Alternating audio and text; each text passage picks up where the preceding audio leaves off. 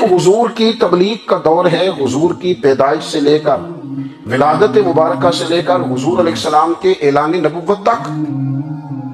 اس دوران نبی پاک نے جو تبلیغ فرمائی ہے وہ اپنے کردار سے فرمائی ہے۔ عرب کا وہ معاشرہ جو بڑا میلا کچیلا گدلا ہو چکا تھا، جس کے اندر سراسر مادہ پرستی کا زور تھا، جس کے اندر لوگ انسانوں کی خرید و فروخت کرتے تھے، جس کے اندر بیٹیوں کو زندہ دفن کر دیتے تھے، جس کے اندر جو آدمی جتنا زیادہ مضبوط ہوتا تھا اتنا زیادہ لٹیرا بن جاتا تھا، اس معاشرے کے اندر رسول کریم علیہ السلام نے 40 سال گزارے، اور اس طرح گزارے کہ جو بیگانے بھی تھے وہ بھی کہا کرتے تھے یہ صادق ہے، یہ امین ہے۔ اور جب حضور نے اعلان نبوت کیا تو فرمایا، یہ قرآن مجید کے لفظ ہیں، فرمایا فَقَدْ لَبِثْتُ فِيكُمْ عُمَرًا مِّن قَبْلِهِ أَفَلَا تَعْقِلُونَ، میں تمہارے بیچ عمر کا ایک حصہ گزار چکا ہوں، تمہیں عقل نہیں ہے، شعور نہیں ہے۔ نبی کریم علیہ السلام نے اپنے کردار کو، اپنے عمل کو اپنی نبوت کی دلیل کے طور پر بیان فرمایا۔ وہ تو حضرت حلیمہ بھی فرماتی ہے نا، جب میں نبی کریم علیہ السلام کو اپنے گھر لے گئی تو میرا اپنا بچہ بھی دودھ پیتا تھا، 2 میرے بیٹے ہو گئے، ایک میری یہ نسبی اولاد اور حضور میری رضائی اولاد۔ تو کہتی ہے جب میں کریم محبوب علیہ السلام کو اپنے سینے سے لگاتی تھی تو حضور میرے ایک پستان سے دودھ پیتے تھے اور دوسرا اپنے بھائی کے لیے چھوڑ دیا کرتے تھے۔ یہاں سے رسول کریم علیہ السلام نے کردار کے ذریعے تبلیغ اور پھر اعلان نبوت سے پہلے ایک تنظیم عرب کے جوانوں پر، عرب کے سرداروں پر مشتمل بنائی گئی، جس میں نبی کریم علیہ السلام نے بڑا حصہ لیا، سرکار نے، اور بڑے اہم لوگوں کو شعور حضور نے عطا فرمائے۔ وہ اس جماعت کا فیصلہ تھا کہ ہم سارے جوان، سارے بڑے لوگ ملیں گے، یہ حضور کے اعلان نبوت سے پہلے کی بات ہے، ہم بڑے لوگ ملیں گے، کسی بڑے کو کسی چھوٹے پر ظلم نہیں کرنے دیں گے، کسی آدمی کو کسی غریب کا حق نہیں کھانے دیں گے۔ حضور علیہ السلام نے نا اپنے کردار سے، اپنے عمل سے، اور آپ کا جو عمل ہوتا ہے نا وہ اصل ہوتا ہے، ایک ہوتا ہے آپ کوئی بات کرتے ہیں اور ایک ہوتا ہے کہ آپ کوئی عمل کرتے ہیں۔ آپ جب عمل کرتے ہیں تو عمل کے ذریعے بھی لوگوں تک بات پہنچتی ہے کہ دراصل آپ کا اٹھنا بیٹھنا چلنا پھرنا کیا ہے۔ میرے رسول کریم علیہ السلام کا اٹھنا بھی ایک نبی کا، بیٹھنا بھی ایک نبی کا، بات کرنا بھی ایک نبی کا، معاملات زندگی کرنا بھی ایک نبی کا، لین دین کرنا بھی ایک نبی کا۔ ایک شخص کہتے ہیں میں نے اعلان نبوت سے پہلے حضور علیہ السلام سے کچھ چیز خریدی تھی اور میں نے عرض کیا تو آپ یہاں تشریف رکھے، میں پیسے لے کے آتا ہوں، میں 3 دن کے بعد آیا۔ دیکھو یہ بات کرنی کتنی آسان ہے، بولنی کتنی آسان ہے، پر 3 دن یہاں میرے بھائی کو، کسی شخص کو 2 گھنٹے انتظار کرنا پڑ جائے تو لوگ کہتے ہیں الانتظار اشد من القتل، یہ تو قتل سے زیادہ تکلیف والا معاملہ ہے، منتظر رہنا کسی کا۔ کہتے 3 دن کے بعد میں آیا تو میرے رسول کریم وہیں تشریف فرمایا، بس اتنا فرمایا یار تم نے مجھے بڑی تکلیف میں ڈال دیا، 3 دن ہو گئے یہاں رکے ہوئے۔ تو حضور نے اپنے کردار کو، اپنے عمل کو، اپنے معاملات کو سب سے پہلے اپنی نبوت کی دلیل کے طور پر پیش کیا۔ کسی نے کیا خوب کہا تھا کہ جو تیری جان کے دشمن ہیں وہ بھی کہتے ہیں، وہ جو تیری جان کے دشمن ہیں، بظاہر تو آئے ہیں نا ہجرت کی رات جان لے لے، لیکن امانتیں حضور کے گھر میں رکھی ہوئی ہیں، امانتیں کاشانہ نور پہ پڑی ہیں، وہ جو تیری جان کے دشمن ہیں وہ بھی کہتے ہیں کہ امین تو ہے اور صداقت کی آبرو تو ہے، امین بھی تو ہے، صداقت کی آبرو تو ہے۔ تو پہلے کردار۔ پھر دوسری بات، اللہ تعالیٰ نے اپنے محبوب علیہ السلام کو اپنا مطلق نائب بنا کر، اپنا محبوب اعظم بنا کر، ویسے ہی سارے انسانوں کے بارے میں کہا وَإِذْ قَالَ رَبُّكَ لِلْمَلَائِكَةِ إِنِّي جَاعِلٌ فِي الْأَرْضِ خلیفہ، میں زمین میں اپنا نائب بنانے والا ہوں۔ لیکن حضور علیہ السلام تو محبوب ہے نا، حضور کی نیابت تو محبوبیت کے درجے پر فائز ہے۔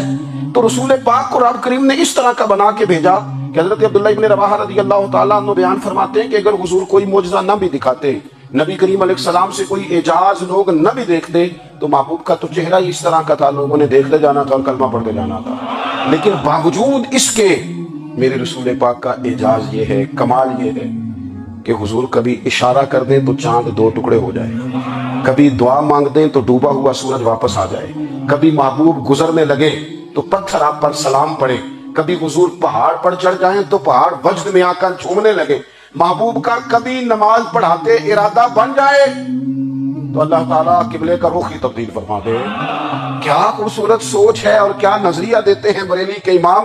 فرماتے اجابت کا جوڑا عنایت کا صحرا، دلہن بن کے نکلی دعائے محمد، اور اجابت نے جھک کر گلے سے لگایا بڑی ناز سے جب دعائے محمد۔ دیکھو خدا کی رضا چاہتے ہیں تو عالم خدا چاہتا ہے رضائے محمد صلی اللہ تعالی علیہ وسلم اور ایک مقام پہ فرماتے ہیں نائب دست قدرت پہ لاکھوں سلام، نائب دست قدرت پہ لاکھوں سلام۔ تو اللہ تعالیٰ نے نبی پاک صلی اللہ تعالی وسلم کو جو اعزاز، پھر ایک اور بات، حضور امی ہے۔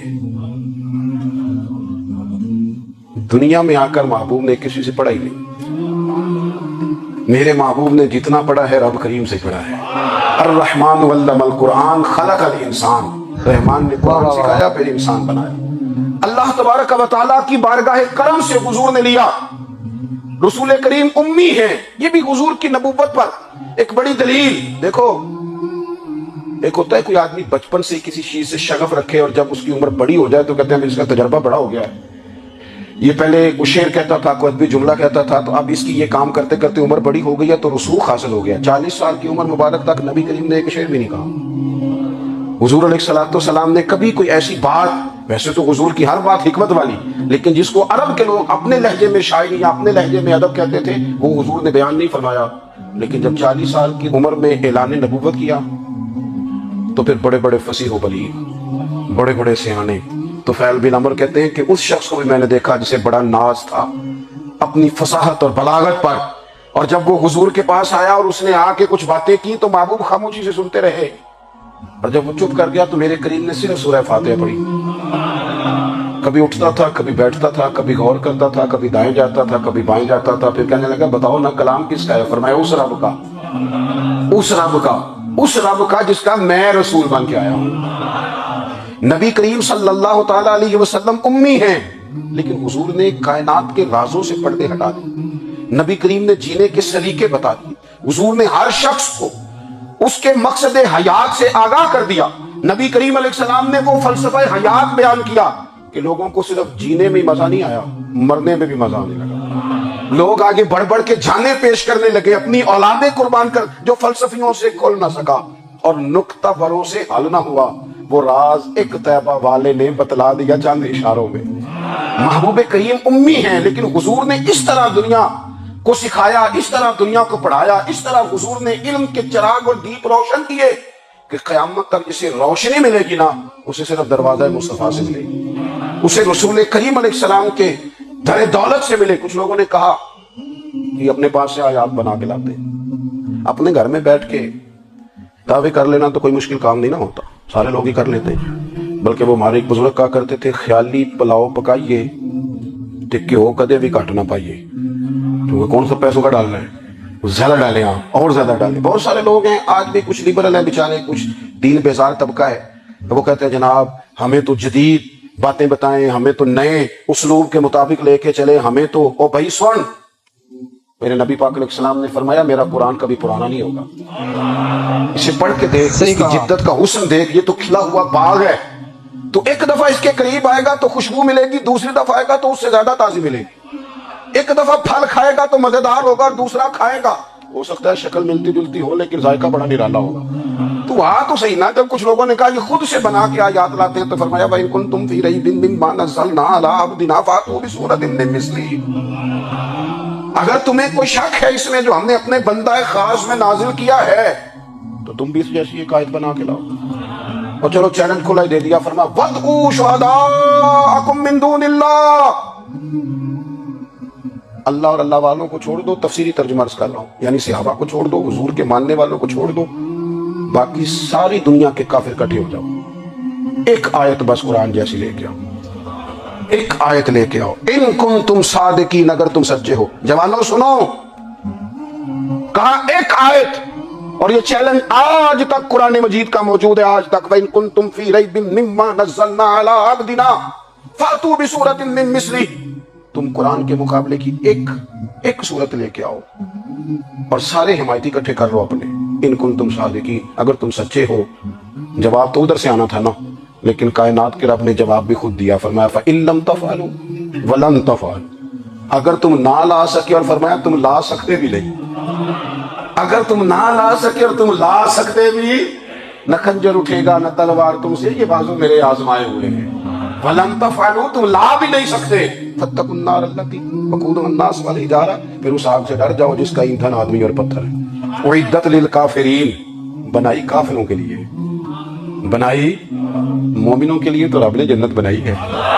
اعدت للکافرین، یہ دوزخ اللہ نے کن کے لیے بنائی ہے؟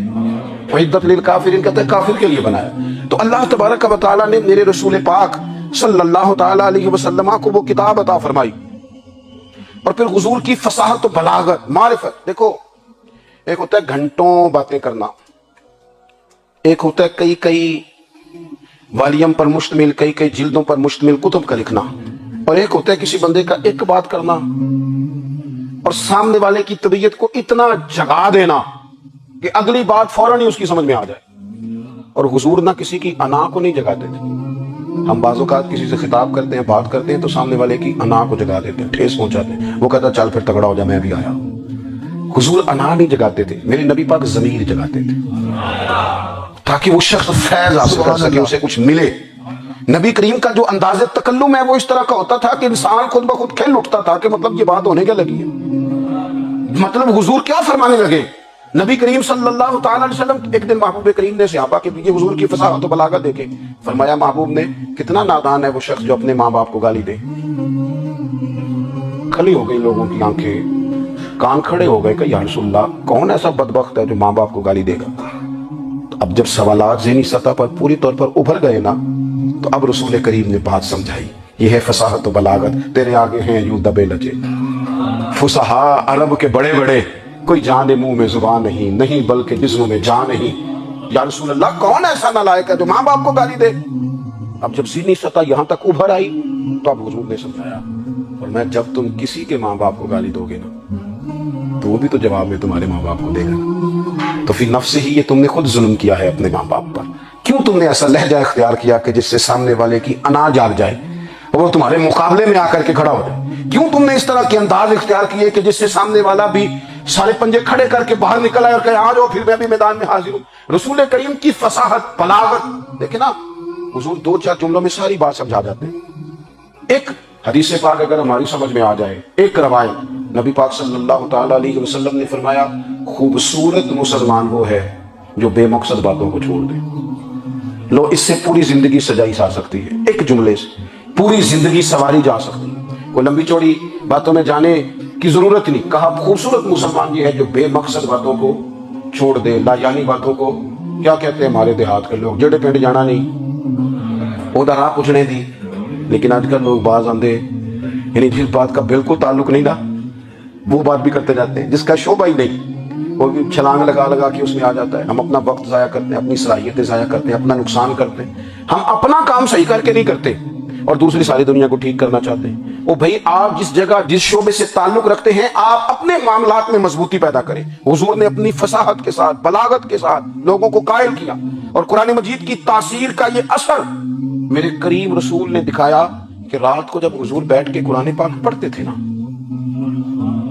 جب یاسین والے نبی خود یاسین کی تلاوت کریں، جب طٰہٰ والے محبوب خود طٰہٰ کی تلاوت کریں، غور کرو نا جب مدثر والے محبوب خود ان جملوں کو ادا کریں، یعنی جن کے بارے میں آیت آئی ہے جب وہی یہ آیت پڑھیں کہ اِنَّا أَعْطَيْنَاكَ الْكَوْثَرَ، یعنی جن کا ذکر ہو رہا ہے جب وہ یہ بات کریں کہ یا ایھا النبی اِنَّا أَرْسَلْنَاكَ شَاهِدًا وَمُبَشِّرًا وَنَذِيرًا لِتُؤْمِنُوا بِاللَّهِ وَرَسُولِهِ وَتُعَزِّرُوهُ وَتُوَقِّرُوهُ وَتُسَبِّحُوهُ بُكْرَةً وَأَصِيلًا، جن کے بارے میں آیت آئی ہے جب وہ یہ کہہ رہے ہوں کہ وَرَفَعْنَا لَكَ ذِكْرَكَ، جب وہ کہہ رہے ہوں وَالضُّحَىٰ وَاللَّيْلِ إِذَا سَجَىٰ. ذرا اس کیفیت کو دیکھیں جب محبوب خود پڑھ رہے ہوں اور جو حضور پر آئی ہیں اس کا ذائقہ، اس کا لطف، اس کا انداز بھلا کیا ہوگا. حضور جب رات کو پڑھتے تھے نا قرآن پاک تو جو پکے کافر تھے نا ابو جہل جیسے لوگ وہ بھی جھاڑیوں میں چھپ چھپ کے مدینے والے کی تلاوت سنا، حضور کی تلاوت سنا کرتے تھے. یہی بہتر ہے کہ پردوں میں وہ پردہ پوش رہے، وہ اگر پردے ہٹا دے تو کسے ہوش رہے. رسول کریم علیہ السلام کی تلاوت کا سننا، قریب جانا، یہ اعجاز ہے. حضرت فاروق اعظم کہتے ہیں میں طبیعت کا بڑا ڈاڈا تھا، مزاج کا بڑا سخت تھا، زندگی ہمیشہ ڈٹ کر گزاری، باتوں پر کھڑا رہنا آتا تھا، پر جب میری بہن نے مجھے چند آیتیں سنائی نا تو میں تڑپ ہی گیا. کروں آیا سا مار مقامنے نو ہن مینوں مار دے لے چلو، اوے مت عمر دی عمر برباد ہو جائے جتھے عمر سوار دے لے چلو. یہ اعجاز ہے رسول کریم صلی اللہ تعالی علیہ وسلم پر نازل ہونے والی کتاب کا. پھر حضور نے خبریں دی नबी पाक ने खबरें दी, हुजूर ने फरमाया रूम फतह होगा, वो हुआ। नबी करीम अलैहिस्सलाम ने फरमाया शाम फतह होगा, तो शाम फतह हुआ। फरमाया ईरान फतह होगा, तो ईरान फतह हुआ। सुराका बिन मालिक कहते एक गांव पर भी मुसलमानों की हुकूमत नहीं थी, एक गांव पर। हुजूर मक्का मुकरमा से निकल रहे थे, मदीना तैयबा तशरीफ ले जा रहे थे, अभी रास्ते में थे, मैं 100 सुर्ख ऊंटों के लालच में माज़अल्लाह हुजूर को गिरफ्तार करने पहुंच गया।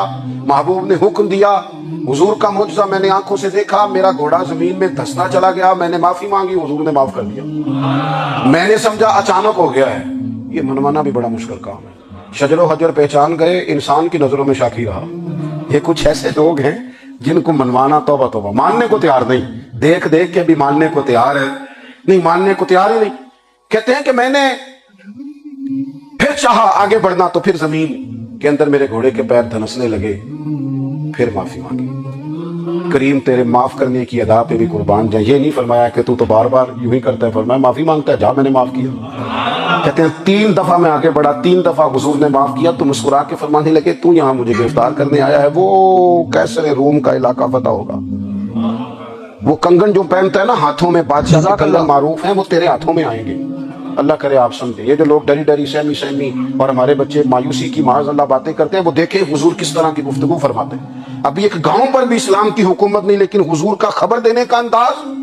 करीम फरमाने लगे वो कैसर रूम के जो कंगन होंगे वो तेरे हाथों में आएंगे। जनाब सुराका बिन मालिक फरमाते हैं कि मैं मुसलमान हो गया, हुजूर का विसाल हो गया, कंगन नहीं आए। हजरत अबू बकर सिद्दीक का विसाल ज़ाहिरी हो गया, कंगन नहीं आए। जनाब उमर का दौर आ गया, सुराका बूढ़े हो गए। कोई बंदा पूछता ना कि अब तो उम्र ढल गई है, जिंदगी का पता नहीं, कहने लगे नहीं मैं नहीं जाता, जब तक कंगन नहीं आते इजराइल को नहीं आएंगे, क्योंकि साढ़े नबी की जुबान साढ़े वास्ते कुरान। जो दिन को कह दिया दिन है तो दिन निकल आया, जो शब को कह दिया शब है तो रात हो के रही। और खुदा ने उनकी जुबान को वो इख्तियार दिया, जो निकली मुंह से उनके वो बात हो के रही। और फाजिल बरेलवी का तो अंदाज ही फिर अनोखा है ना। वो तो कहते हैं वो जुबान जिसको सब गुण की कुंजी कहे, जिसको सब गुण की कुंजी कहे, उसकी नाफिज हुकूमत पे लाखों सलाम। कहने लगे नहीं आते हजरत इजराइल, फिक्र न करो। बूढ़े हो गए थे, निकलना घर से बंद कर दिया था। हजरत उमर का दौर था, कंगन आ गए। हजरत फारूक आजम ने उनके पोतों से, नवासों से, बच्चों से कहा जाओ बुला के लाओ, का दादा जान बूढ़े हैं। फिर मैं तुम कान में कह देना कंगन आ गए, फिर तुम देखना तो सही। फिर हजरत सुराका आए, हुजूर ने जो खबरें दी, नबी पाक अलैहिस्सलाम ने जो गुज़श्ता कौमों के अहवाल बयान किए, और फिर मेरे नबी पाक अलैहिस्सलाम ना दुनिया में इज्जतें देने आए। इज्जतें, ये मिजाज हमें कम करना चाहिए। ये जो हम सारी जिंदगी इस काम में लगा देते ना, किसी को नीचा कैसे दिखाना है, ये अंदाज हुजूर ने नहीं हमें दिया। आप देखो हुजूर तशरीफ लाए तो हमें पता चला कि हजरत यूसुफ जैसा सोना कोई नहीं। हुजूर तशरीफ लाए तो हमें पता चला कि हजरत दाऊद जैसी खूबसूरत आवाज़ किसी की नहीं। हुजूर तशरीफ लाए तो हमें पता चला कि जनाब ईसा अलैहिस्सलाम का फ़क्र इख्तियारी किस तरह का था। महबूब तशरीफ लाए तो हमें पता चला कि हजरत मूसा का जलाल किस तरह का था। ये तो हुजूर आए तो नबी पाक अलैहिस्सलाम ने उसकी भी अजमत बयान की, उसकी भी शान बयान की। हुजूर ने बताया कि अबू बकर सिद्दीक की शान क्या है, फारूक आजम का मर्तबा क्या है, उस्मान गनी की हया क्या है, मौला अली की शुजाअत क्या है, अहले बैत नबूवत की अजमत क्या है। हुजूर आए इज्जतें देने। माँ को इज्जत दी मदीने वाले हुजूर, कहा जिसका बाप राजी हो गया उसका रब राजी हो गया। फरमाया जो 2 बेटियां, 3 बेटियां, 4 बेटी बहनें या 1 बेटी या बहन ब्याह के आ गया ना, इस तरह मेरी 2 उंगलियां जुड़ी हुई है, मेरे साथ जुड़ के जन्नत में जाए। रसूल करीम सल्लल्लाहु अलैहि वसल्लम ने इज्जत दी, इज्जत दी। हुजूर इज्जतें देने, कोई एजाज नहीं। अनपढ़ बंदा है, सादा है, गरीब है, मजदूरी करता है, हाथों पे छाले, या रसूल अल्लाह इसका भी कोई एजाज है? कुर्बान जाए, मेरे करीम ने इज्जत दी। फरमाया मेहनत करके रोजी कमाने वाला तो अल्लाह का दोस्त है। ये ईंटें उठाने वाला, ये मुशक्कतें करने वाला, ये सुबह दिहाड़ी पे जाने वाला, ये बेचारा जो अचार से रोटी खाता है, तूने हर शख्स की किस्मत में ये इज्जत लिखी और आखिरी खुतबे की सूरत में वसीयत लिखी। रसूल करीम ने हर बंदे को एजाज दिया, अजमतें दी। हुजूर इज्जतें देने आए, नबी पाक अलैहिस्सलाम ने एजाज़ात दिए, हुजूर ने नवाजा। ये सारी चीजें मेरे रसूल पाक की तशरीफ। और फिर ये जो हुजूर के सहाबा और अहले बैत है ना, ये भी मेरे नबी पाक की नबूवत की दलील है। इतनी जल्दी इनकलाब आया नहीं करते। वो कल तक जो राहज़न थे हुजूर ने राहबर बना दिए। वो लोग जो कल तक एक दूसरे के गले काट के खाते थे, ایک دوسرے کو مارتے تھے، تکلیف پہنچاتے تھے، برادری ازم پہ لڑتے تھے، حضور نے بھائی بھائی بنا لیے۔ ایک پلیٹ میں کھانا کھانے لگے سیدنا بلال حبشی، صہیب رومی، سلمان فارسی، حضور نے یوں کر کے ملا دیا۔ نبی کریم علیہ السلام نے تقسیمیں ختم کر دی دنیا میں۔ حضور کے صحابہ نے اپنا کردار اس طرح کا دکھایا، اتنا بلند کیا، اور صحابہ کرام علیہم رضوان اس کو دیکھ کر اتنی بلندیوں پہ گئے کہ گواہیاں اللہ کا قرآن دیتا ہے۔ فرمایا محمد رسول اللہ والذین معہ اشداء علی الکفار رحماء بینہم تراہم رکعا سجدا یبتغون فضلا من اللہ ورضوانا۔ فرمایا یہ جو میرے محبوب کے ساتھ والے ہیں کافروں پر سخت ہیں، آپس میں نرم دل ہیں، تم جب بھی انہیں دیکھو گے سجدے کرتے دیکھو گے، رکوع کرتے دیکھو گے، تم انہیں دیکھو گے اللہ کی رضا کے متلاشی ہیں۔ انہیں ساری مادہ پرستی سے نکال کر محبوب نے رب کی رضا کے رستے پہ ڈال دیا۔ میرے نبی کریم سید عالم صلی اللہ تعالیٰ علیہ وسلم کی نبوت کے دلائل کے طور پر یہ ساری چیزیں آئیں۔ بس میں ماں سمیٹنے لگا ہوں۔ حضور کا جو اخلاق ہے نا، وہ بھی نبی کریم علیہ السلام کی نبوت کی بہت بڑی دلیل ہے۔ وَإِنَّكَ لَعَلَىٰ خُلُقٍ عَظِيمٍ۔ محبوب ہم نے آپ کو نا خلق عظیم کا مالک بنایا ہے۔ کچھ لوگ سمجھتے ہیں صرف آپ کا بولنے کا انداز ٹھیک ہو تو آپ با اخلاق ہیں۔ نہیں بھائی، بولنے کا انداز ٹھیک ہونا با اخلاق نہیں، سچ بولنا اخلاق کے علاوہ۔ آپ کا حق بات کرنا اخلاق ہے، آپ کا صحیح گواہی دینا اخلاق ہے، آپ کا اللہ تعالیٰ کی طرف سے آزمائش آنے پر صبر کا مظاہرہ کرنا اونچا اخلاق ہے۔ رب نعمت دے تو آپ کا وجود ڈھلتا جائے شکر میں، یہ اخلاق ہے۔ رب کریم اگر آپ کو کسی وقت کسی آزمائش میں اپنی حکمت سے ڈالتا ہے تو عزت نفس کو برقرار رکھنا، خودداری کو برقرار رکھنا، یہ اخلاق۔ نبی پاک نے اعلیٰ ترین اخلاق کی بات بتائی، اعلیٰ ترین۔ حضور نے لوگوں سے بیعت لیتے وقت کہا کہ میرے ہاتھ پر بیعت کرو، چوری نہیں کرو۔ نبی پاک علیہ السلام نے مختلف امور پر بیعت لی۔ حضرت حکیم بن حزام کہتے ہیں حضور نے میرے ہاتھ پہ ہاتھ رکھ کے کہا میرے ہاتھ پہ ہاتھ رکھ کے بیعت کرو کہ کسی دنیا دار سے سوال نہیں کرو گے، خودداری سے زندگی گزارو گے، عزت نفس جو رب نے تمہیں دیا ہے تم اس پر راضی رہو گے۔ لوگوں کی جیبوں کو ٹٹولنا، دوسروں کی دولتوں پہ راج کرنا، دوسروں کے مال پر نگاہیں ڈالنا اللہ کے حبیب نے پسند نہیں فرمایا۔ نہ بیعت کرو کہ تم کبھی کسی سے سوال نہیں کرو گے، حد ہو گئی۔ نبھانے والوں نے پھر اس عہد کو نبھایا اور کمال کر دی۔ حضرت حکیم بن حزام گھوڑے پہ بیٹھے تھے، ہاتھ میں درہ تھا، وہ زمین پہ گر گیا، قریب غلام کھڑا تھا۔ حضرت حکیم بن حزام خود گھوڑے سے اترے، درہ اٹھایا، دوبارہ گھوڑے پہ بیٹھے۔ غلام عرض کرنے لگا حضور مجھے بتا دیتے، میں اٹھا کے دے دیتا۔ آنکھیں چمک اٹھی، فرمانے لگے کیسے بتا دیتا؟ اپنے رسول سے وعدہ کیا ہے کبھی کسی سے سوال نہیں کروں گا، کبھی سوال نہیں کروں گا۔ اللہ کے محبوب نے ہمیں اعلیٰ اخلاقی قدروں کی بات ہمیں سکھائی ہے۔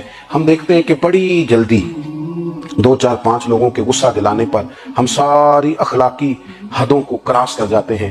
دوستو ہمارا ایک ویژن ہونا چاہیے، ہمارے ذاتی رویے بڑے معتبر ہونے چاہیے، لین دین کے معاملات کے اندر مسلمانوں کو بڑا صاف ستھرا ہونا چاہیے۔ ہمیں اپنی معاشی زندگی میں روزمرہ کے معاملات میں ہماری توجہات کا مرکز صرف اللہ رسول کی ذات ہونی چاہیے۔ رب کریم نے اپنی حکمت سے کسی کو کتنا دیا ہے یہ اس کی حکمت کے تقاضے ہیں۔ ہمیں اس نے جس رنگ میں جس حال میں رکھا ہے ہمیں اپنے رب کی رضا پر بہت زیادہ مطمئن ہونا چاہیے۔ اچھا پھر ایک اور بات، جن چیزوں کو ہم نے دکھ بنایا نا یہ تو وہاں دکھ تھا ہی نہیں۔ مہینہ مہینہ چولہا نہیں جلا، لیکن کسی جگہ اظہار غربت ہے، حضور کی اولاد پاک کا یا صحاب کا یا ازواج کا۔ مہینہ مہینہ چولہا نہیں جلا، لیکن یہ اخلاق عالیہ کا حسن دیکھو، اپنے گھر مہینہ مہینہ چولہا نہیں جلا، جو مانگنے آیا اسے جھولی بھر کے عطا فرمایا، کوئی دروازے سے خالی نہیں گیا۔ عزیز بھائی، اگر زندگی میں اخلاقی قدریں ہم اپنا لیں اور ہم تھوڑا تھوڑا کر کے اپنے آپ کو تبدیل کریں، ساری زندگی توجہ رہی کہ فلاں کیا کر رہا ہے، فلاں کیا کر رہا ہے، تھوڑا سا گردن کو جھکا کے اپنے اوپر توجہ ڈالیں، اپنے آپ کو وقت دیں۔ حضور کے اخلاق عالیہ کی روشنی میں، تعلیمات حسنہ کی روشنی میں ہم اپنے کردار و عمل پر تھوڑی توجہ دیں۔ اس وقت بہت بڑی تعداد میں امت مسلمہ ہے، اور ایسا نہیں ہے کہ دولت نہیں ہے، دولت سے بھی سرشار ہے۔ ہمارے یہاں بڑے بڑے انجینئر ہیں، بڑے بڑے ڈاکٹر ہیں، لیکچرار ہیں، ہمارے پاس بڑے بڑے ہاسپٹل ہیں، بڑا کچھ ہے، سبحان اللہ۔ لیکن کردار و عمل کے بادشاہ، اپنی زندگی تقوی کی روشنی میں گزارنے والے، ان لوگوں کی تعداد کم ہے۔ اگر کوئی آج بھی ہر سارے کام نیک کرے لیکن جائیداد میں سے بیٹی کا حق رکھ جائے تو پھر اس نے کیا میلاد منایا؟ اگر آج بھی جو 2 4 لوگ بیچارے اس کے زیر دست ہیں، ملازمین ہیں، ان کے ساتھ اس کا رویہ انتہائی سخت ہو تو اس نے کیا میلاد منایا؟ اگر آج بھی وہ برادری ازم کی بنیاد پر دوستیاں کرے اور چھوٹے بڑے کی وہ تقسیم رکھے، جسے حضور نے فرمایا کہ قبیلے تو تعارف کے لیے، ورنہ کسی عربی کو اجمی پر، گورے کو کالے پر کوئی فضیلت نہیں۔ اگر کوئی آج بھی اس برادری ازم کا قائل ہے پھر اس نے کیا میلاد منایا؟ اگر کوئی شخص آج بھی اپنے آپ کو مادہ پرستی میں پوری طرح دھکیل چکا ہے اور رضا الہی کا مسافر نہیں بنا تو اس نے کیا میلاد منایا؟ اپنی طبیعتوں میں روحانی تبدیلی اور وہ خاص افکار جو حضور اپنے غلاموں میں پیدا فرماتے ہیں، ان افکار کو پیدا کرنا، سوچوں کو بدلنا، سوچوں کو، نظریات کو بدلنا، اپنے روزمرہ کے معاملات کا جائزہ لینا کہ ہم کس طرح آگے بڑھ سکتے ہیں اور کس طرح ہم ایک بہترین امتی اور ایک بہترین مسلمان بن سکتے ہیں، اس پر توجہ دینا، یہ میلاد ہمیں سبق دیتا ہے۔ اللہ تعالیٰ مجھے اور آپ کو عمل کی توفیق عطا فرمائے۔ آخر دعوانا الحمدللہ۔